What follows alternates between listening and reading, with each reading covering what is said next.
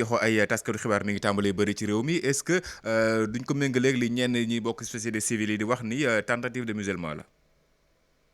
waaw quelque part y a une tentative de musulman parce que man yaakaar naa ne bu ñu genre affaire yi nii bu amee li ñuy xamle moom te maanaam y a une procédure à suivre bu doon si noonu dañoo defoon mise en demeure Pape Ndiaye obtempéré wuyu paalewul ah bu dee délit bi mën nañu ko jàpp mais ñëw li am na yow saisir au correct defoo mise en demeure defoo rectificatif defoo démenti defoo dara nga jàpp ko fas yéene ko dugal ci kaso bi loolu moom lu garaaw la lu ñaaw la. Alors, Ibrahima Lissa Faye, rapidement en français, Papa Ndiaye, journaliste à Walf TV, a été placé en position de garde à vue pour diffusion de fausses nouvelles et outrage à magistrat. Quel est votre commentaire?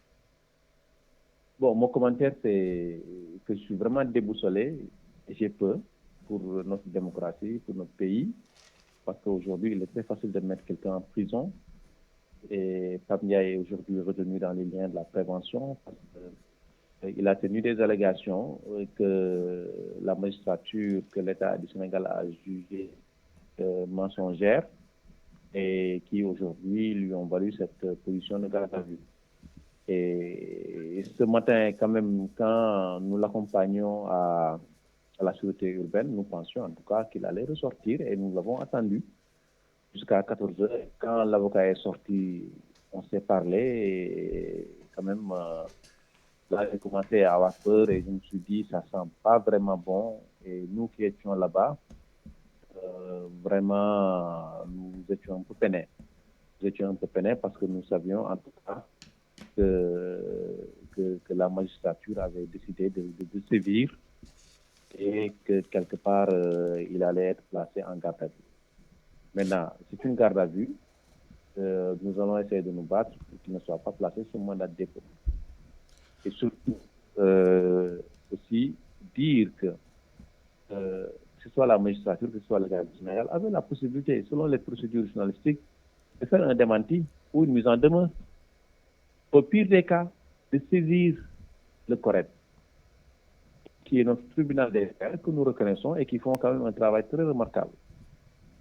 Et en ce moment-là, si effectivement il a fauté, mais il allait être sévèrement puni. C'est clair. Mais ils ont décidé de judiciariser le dossier, et ce qui n'est pas du tout souhaitable. Et surtout au moment où nous sommes engagés dans les assises nationales des médias, nous avons fini de travailler sur le document et nous prévoyons en tout cas de lancer les assises le 21 mars. Tout est fin prêt pour ça et nous, dès la semaine prochaine déjà, les courriers vont partir. Et ça vient encore nous distraire, ça vient encore vraiment, disons, mettre du sable dans le couscous des hommes. Et c'est pas bien. Alors, je pense qu'on est une démocratie mature et je pense quand même des questions comme ça, c'est la concertation. Il faut vraiment aussi une démarche plus humaniste, quoi. D'accord. Alors, Ibrahima Lissa Faye, nous l'avons évoqué tout à l'heure, depuis quelques mois, il y a plusieurs arrestations de journalistes. Peut-on parler de tentative de musellement? Et bien entendu. En fait, effectivement, on pense effectivement que c'est une tentative de musellement, d'intimidation, parce qu'il y a des voies de recours qui sont permis et qui sont autorisées.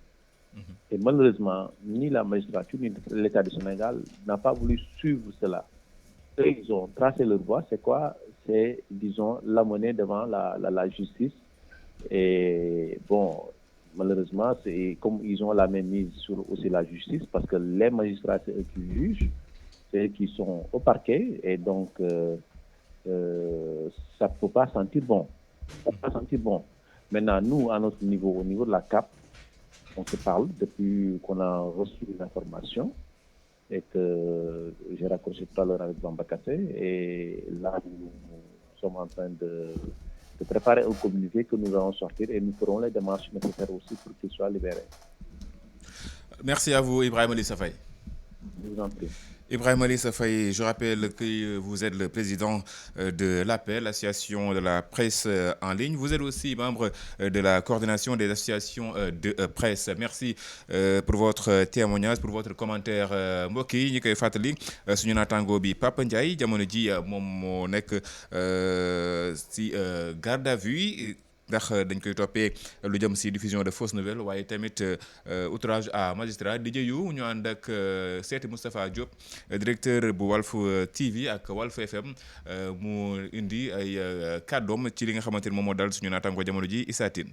jërëjëf Assane Gueye ginnaaw bu ñu nuyoo mbokk yi nga xam ne ñoo ñuy teewlu ci Walf FM ak sunu ay différentes plateformes wax nga ko mu di ñaareelu yoon nag ñu di ko teg yoxo moom taskatu xibaar boobulee di Pape Ndiaye nga xam ne nag bëri na ay mbir yoo xam ne moom la ñu wax ngàllu ko ci ndoddam di ko toppee ni ki tey jii ci suba gi nag ginnaaw bu mu demee wuy ji ndax sànq sax yaa ngi koy rappelé ci li nga xam ne sax foofu la doore ak lan moo waral ñu daal di koy teg yoxo jamono ji nag ñu daal di koy yóbbu maanaam daal denc ko xamaguñ nag fan la mbir yi di mujj en tout cas daal ci kanam tuuti dinañ ci am lu gën a leer Assane Gueye. ci kanam tuuti Issa Tine nañ jéem a ànd ak sax ki nga xamante ne moo koy layool di maître Moussa Sarr ngir mu indil ñu moom it li nga xamante ne mooy xibaar yi mu jot a am ci mbir mi waaye ta loolu dañuy dem seeti ji Moustapha Diop ñu ngi lay nuyu. maa ngi lay fay bu baax. alors Moustapha yow yaay directeur bu Walf TV bu Walf FM Pape Ndiaye di liggéey ci Walf TV jamono ji mi ngi ci nar a fanaan ci commissariat central lan nga ñu si mën a wax. alors liñ ci mën a wax rek ginnaaw bi ñu nuyoo Sénégal yi ñuy déglu yëpp mooy yendoo lu ñu metti quand même parce que maa ngi koy wax ci suba démb ci guddi man mi sama bopp la ñu indil convocation bi timis di jot wax ne Pape Ndiaye la ñu soxla mu wuy si leen bañ ko waxee nag waxuñu ñu lan moo tax ñu soxla Pape Ndiaye wuy si leen mais li ma waxoon rek mooy Pape Ndiaye du sàcc du violeur du détourneur du dara journaliste la buy def métier am donc su ko yoonu Sénégal convoqué naturellement dafay dem wuy ji et c'est ce qu'il a fait ce matin ba léegi nii laa dégg ñu ne ma placé dañ ko en garde à vue pour diffusion de fausses nouvelles ak outrage à magistrat li ma ci bëgg a wax rek moo di ne ñun métier am tas xibaar la ñuy def métier am tas xibaar dafa am ay yoonam Pape Ndiaye chroniqueur judiciaire la xam tribunal bu baax yàgg faa dem di fa gëstu ay information su gëstoo information ba yaakaar ne lii lu wér la mu wax ko su fekkee ni ñu concerné dañoo jàpp ne wérul dafa am voie yoo xam ne moo gën a yomb fuuf pour lijjanti mbir moom mais suñ ko convoqué ñu ne ñu placé dañ ko en garde à vue day fàttali rek li nga xam ne moom moo daroon ci kaw suñu beneen naataangoo muy Pape Alé Niang mu mel ne dañu nekk yoon boo xam ne xëy na yéene ñi nga xam ne ñoo ŋànk réew mi mooy fexe ba li tubaab di wax voix discordante maanaam képp koo xam ne da ngay wax loo xam ne bokkul ak li nga xam ne moom lañ bëgg nga wax wala nga yor sa bët di xool foo xam ne bokkul ak li ñu bëgg nga xool ko yu mel nii du ñàkk mu dab la mais nag li ñu ci rassuré moo di ne ku xam Pape Ndiaye xam ne ci sérénité bu mat sëkk la nekk man je lui ai parlé hier nuit tey ci suba am na ay nouvelle am mais li ma mën a wax ne ci sérénité bu mat sëkk parfois même si yàlla que moom il prend avec le sourire mais ñun am na lu ñu metti ñun ñi nga xam ne ñoo liggéey ak moom parce que bu ñu sañoon kenn ci ñun ñu traversé difficulté bi gën a ndaw rawatina nag ñëw tey jii mi ngi takk dere ca commissariat central et que bañ a fanaan yi ci njaboot et que leneen sax mën na fekk ñu bëgg rek Assane wax les autorités du Sénégal te ni il faut qu'on revienne un peu à la sérénité mooy lan mooy Sénégal dafa am ay journalistes yu fi nekk di def seenub liggéey yenn saa yi mu baax te nañ bëggee noonu mu baaxe ko yenn saa yi moom ay rëq-rëq yoo xam ne yu yomb corriger la mais ni nga xam ne noonu lañ bëgg a defee ak taskatu xibaar yi jàppoon nañ ci farala ñaa bu yàggul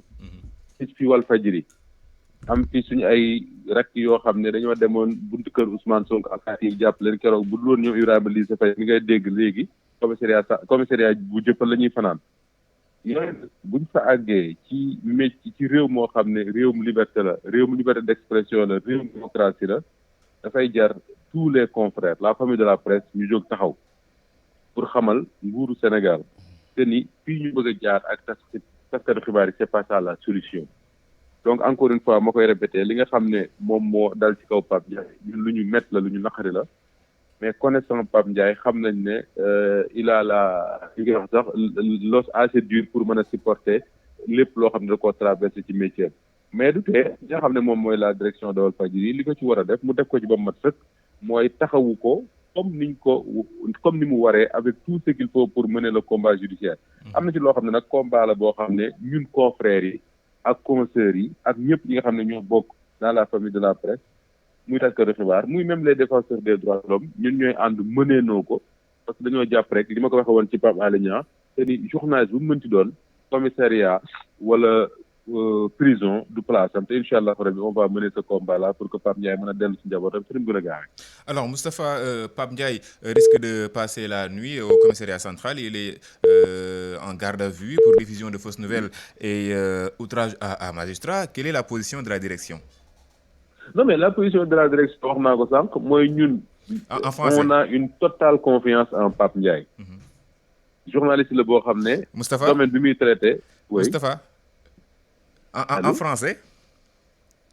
Alors non, je disais que nous de Walf, la direction, on a une totale confiance en Pape Ndiaye. Pour une bonne et simple raison. C'est que d'abord, Pape Ndiaye est un chroniqueur judiciaire qui connaît la matière avec laquelle il travaille. Il connaît le milieu judiciaire mieux que peut-être les acteurs de ce milieu-là. Mieux, Pape Ndiaye n'est pas un jeune journaliste. Il a fait une longue carrière. Il a été chef de desk à Walf Quotidien. Il est actuellement chef de desk à Walf TV. Donc, nous, ce que nous pouvons faire au niveau de la direction, c'est avoir une totale confiance en lui et continuer à le soutenir. Jusqu'à ce qu'on nous prouve que ce qu'il a dit est une fausse nouvelle. Jusqu'à ce qu'on nous prouve que ce qu'il a dit est un outrage à magistrat. Parce que là, on est au début de l'enquête. Il y a des faits qui sont évoqués contre lui, mais qui jusqu'ici ne sont pas prouvés. Ce que je voulais également dire, c'est que la direction de Walfadjri va faire tout ce qui est à son pouvoir pour que Pape Ndiaye puisse retrouver sa famille très rapidement. C'est-à-dire que les avocats de la boîte seront mobilisés pour le défendre, mais le combat qui doit être mené par ses confrères et consoeurs de Walfadjri, mais également des autres organes de presse, parce que moi je considère que c'est une unique famille, cette presse-là va se lever pour mener le combat. On l'avait fait avec Pape Alé Niang. On l'a fait quand le groupe Walfadjri a vu son signal suspendu par le CNRA.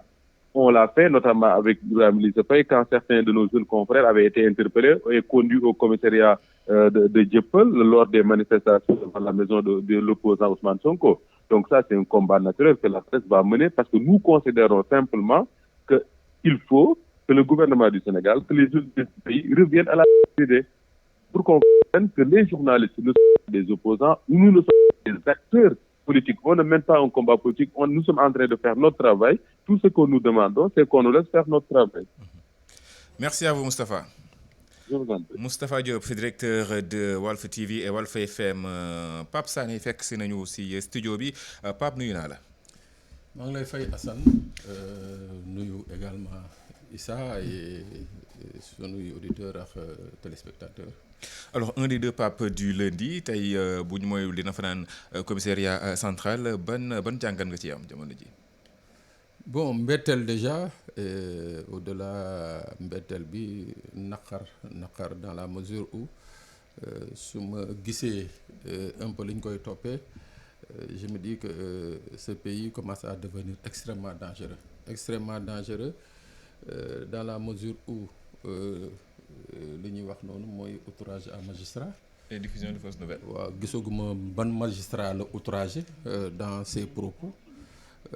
Diffusion de fausses nouvelles je crois que tey jii li nécessaire woon li intéressé woon Sénégalais yi mooy que ñi koy toppee diffusion de fausses nouvelles ñu firndeel ni que Pape Ndiaye la mu wax du dëgg mais du càggeen ni que téye ko mooy solution bi mais Assane je crois plutôt que là c'est dans une logique bi nga xam ne gannaaw bi ñu fi coupé signalu Walf ba kii di directeur président wu CNRA ne woon bu beneen yoonatee dañuy retirer carrément la licence. Je crois que oui. C'est cette logique là qui est en train d'être menée mais de manière beaucoup plus sournoise. Je donne un exemple. Tout à l'heure alors que dama ñëw di seet si Pape Ndiaye je rencontre un fonctionnaire de police di ko laaj fan laa mën a gis Pape Ndiaye mu ne ma ah bon tu oses venir là tu n'as pas encore été arrêté mais c'est-à-dire moi je me dis que qu'est-ce que ça veut dire? non voilà parce que ces gens nous voient nous à travers la télé ou la radio comme des ennemis ou bien comme des gens yi nga xam ne nuisibles à la société mais c'est-à-dire j'ai dit au monsieur mais attendez là vous êtes dans un commissariat un lieu public moi citoyen je demande après un confrère vous me ne ko mais c'est extrêmement grave ce pays mu ne ma ah qu'est-ce qui est grave vous croyez ngeen toog ci télé bi di wax c'est moins grave que ça j'ai dit non c'est-à-dire donc pour te dire que si même il y a quelque chose qu'on reproche à Pape ce qui n'est pas du tout évident parce que li ñu wax ni même ces avocats qui étaient sur place espéraient après heure juma parce que dañ ko entendre ba heure juma ñu jël pause bon mais jël pause boobu ñun ñëpp on savait que c'était pour jël ay instructions ci kaw voilà il fallait ñu xool ci kaw est-ce que y avait assez de charge ou bien lan nañ ci mën a greffer lan nañ ci mën a yokk wala lan nañ mën a inventer donc voilà un peu là où on est dans ce pays-là donc tey jii l'exception au niveau de la presse c'est que tu sois en liberté loolu mooy exception bi actuellement c'est-à-dire un journaliste en prison léegi c'est devenu une règle dans ce pays-là alors si en 2023 au Sénégal après tous ces combats-là qu'on en arrive à ça Assane je suis désolé pour la jeune génération quoi. D'accord alors Issa Tine ñu dem jëli ji maître Moussa Sarr ma bàyyi la. oui maître Moussa Sarr ñoo ngi lay nuyu. waaw maa ngi lay fay. maître Moussa Sarr ñu dégg ne seen client bi nga xam ne yéen a koy défendre mu di Pape Ndiaye dañ ko daal di teg yoxo ana lan nga ñu mën a jox ci ay xibaar jamono ji ci li nga xam ne moo di ab ay mbiram. waaw li nga mën a wax moom du bari comme na ngeen ko xamee xam nga enquête préliminaire dafa am lu ko muur moo di secret de l'enquête préliminaire comme secret de l'instruction. li may mën a wax daal fii ñu toll moo di ne déglu nañ ko placé nañ ko en garde à vue en début d'après-midi ñu ngi koy toppee diffusion de fausses nouvelles moo di ne dafa tasaare ay xibaar yoo xam ne du dëgg dañ koy toppee aussi outrage à magistrat mooy dafa wax bu ñàkk teggin jëmale ko ci ab àttekat donc loolu lañ ci mën a wax pour le moment. li ci des on verra les heures à suivre ndax dana amaat yeneen développement. mais man Moussa Sarr mu di ay arrestation yoo xam ne sax fan yi ñi ngi koy gis Pape Ndiaye bile mooy ñaareel bu yoon en tant que taskatu xibaar sans sax ñu dugg ci dossier bi ban jàngat nga ciy def en tant que avocat. waaw question bi nga posé c'est pas lié au dossier. li ñu seetlu mooy depuis plusieurs mois dafa am benn spirale d'arrestation arbitraire. La preuve, moi, en 45 jours, je suis intervenu dans le cadre de ce que j'appelle, ou ce que nous appelons, nous, avocats, défense de principe. Ay jeunes Sénégalais, ils nous arrêtés. Dans un premier temps, ils étaient au nombre de 3, après 12, après 31, ak ñeneen ñoo xam dañ leen yóbbu ci ay cabinet d'instruction. Li ñu seetlu daal mooy réewu Sénégal, la liberté d'expression, la liberté de manifester, daf fi sooxe lool képp ku bëgg a exercer droit citoyen yooyu droit constitutionnel yooyu mu di la liberté de manifester exercer ta liberté d'expression exercer ta liberté d'opinion seetlu nañ ne depuis quelques mois mbir mi tar na tar goo xam ne képp koo xam ne rek wax nga loo xam ne neexul waa nguur gi rek daanaka jàpp nañ la yóbbu la ci cabinet d'instruction téye négandeku mbaa ñu yóbbu la flagrant délit pour participation à une manifestation autorisée loolu ñu koy ñaawlu parce que dans une démocratie jaaduwul ñuy arrêter ay citoyens parce que exprimer seen liberté d'opinion ou parce que dañu bëgg a exprimer seen ay droits civiques seen ay droits politiques pour fësal ko. Voilà. Maître Moussa Sarr, un petit résumé en français. Votre client Pape Ndiaye a été arrêté et placé en garde à vue. Que peut-on retenir de cette affaire? Bon, comme vous le savez, nous sommes dans la phase de l'enquête préliminaire qui est couverte du secret de l'enquête. Donc, je ne pourrais pas parler de l'enquête proprement dite. Par contre, je peux dire que Pape Ndiaye a été convoqué hier, entendu ce matin et il vient d'être placé en position de garde à vue en début d'après-midi pour diffusion de fausses nouvelles et outrage à magistrat. Maître Moussa Sarr, ces temps-ci, on note des arrestations tous azimuts des Sénégalais pour souvent des délits d'opinion. En tant que citoyen, sans rentrer dans le dossier Pape Ndiaye, quel avis avez-vous sur ces affaires? Bon, écoutez, moi, ça fait déjà plusieurs mois dans le cadre de ce que nous, les avocats, nous appelons la défense de principe.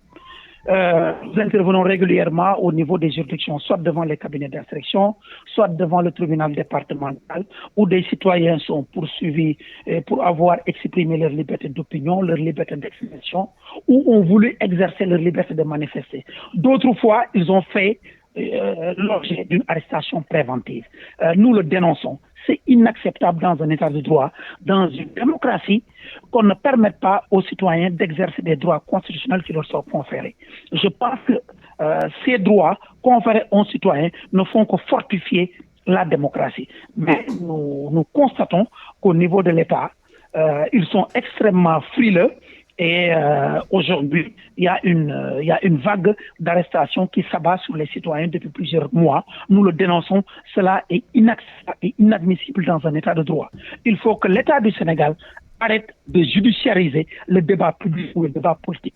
Laissez les citoyens s'exprimer librement et s'ils ne sont pas d'accord sur leurs idées, mais d'exprimer des idées contraires. Et c'est la contradiction des idées qui fortifie la démocratie, ou la démocratie se nourrit de cette contradiction des idées. Nous déplorons cette situation-là et je pense qu'il est temps que l'État, et plus particulièrement le parquet, arrête cette démarche, n'est-ce pas, d'arrestation qui est contre-productive et qui ne fait que fragiliser notre démocratie. Merci à vous, Maître Moussa Sarr. Je rappelle que vous Merci. êtes avocat de Pape Ndiaye qui vient d'être arrêté et placé en garde à vue. Pape Sané, ñu bàyyi la nga wéyal sànq yaa ngi woon ci mbir yi ndax doon na xibaar boo xam ne xëy na sax yaa ñu koy njëkk a jot ngay wax ne aussi am na ci ñoo xam ne déjà ba nga demee ak liñ la doon yëkkati ci ay kàddu di la ko laaj pourquoi nga kon ñëw nga fi loolu déjà ci réew boo xam ne démocratie la ñu wax est-ce que loolu sax xel mën na ko nangu quand même nit di ko wax un citoyen sénégalais boo xam ne il a le droit de s'exprimer librement. waaw Issa moo tax ma ne la man affaire bi moo tax ma ne sànq mbetteel bi ma ci am enfin pas mbetteel quoi mais bu ma déggee propos yooyu nit ki nga xam ne il est censé représenter la loi, nekk un auxiliaire de la justice, mën a tenir de tels propos je me suis dit que donc là ku ci nekk ci ñun ñi mooy que lañ lay message